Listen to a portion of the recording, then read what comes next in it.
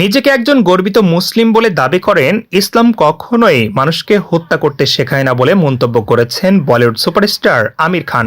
সাম্প্রতিক কাশ্মীরের পেহেলগামে সন্ত্রাসী হামলা প্রসঙ্গে কথা বলতে গিয়ে ধর্ম ও সন্ত্রাসের মধ্যে কোনো সম্পর্ক রয়েছে কিনা সেই প্রশ্নের উত্তর দিয়েছেন অভিনেতা, যেখানে আমির খান বলেন, আমি একজন গর্বিত মুসলিম, পাশাপাশি একজন ভারতীয় হিসাবেও গর্বিত। এই দুটো কথাই ভীষণভাবে সত্যি। এরপরেই সন্ত্রাসের সঙ্গে ধর্মের কোনো সম্পর্ক নেই জানিয়ে অভিনেতা বলেন, কোন ধর্মে নিরীহ মানুষকে হত্যা করতে শেখায় না, আর যারা ধর্মের নামে সন্ত্রাসী কর্মকাণ্ড চালায় তাদেরকে আমি মুসলিম বলে মনে করি না। এ সময় ইসলাম ধর্মের শিক্ষা টেনে আমির খান বলেন, ইসলামে স্পষ্ট লেখা রয়েছে কোন নিরীহ মানুষকে হত্যা করা যাবে না, মহিলা ও শিশুদের উপর হাত তোলা যাবে না, এইসব শিক্ষা রয়েছে আমাদের ধর্মে। অভিনেতা আরো বলেন, যারা নিরীহ মানুষদের হত্যা করেছে তারা ধর্মের বিরুদ্ধে যাচ্ছে, তারা ভুল করছে, ইসলাম কখনোই এসব শেখায় না। এ সময় পেহেলগাম কাণ্ডে জঙ্গিদের মুসলিম বলেও মনে করেন না বলে জানান আমির খান।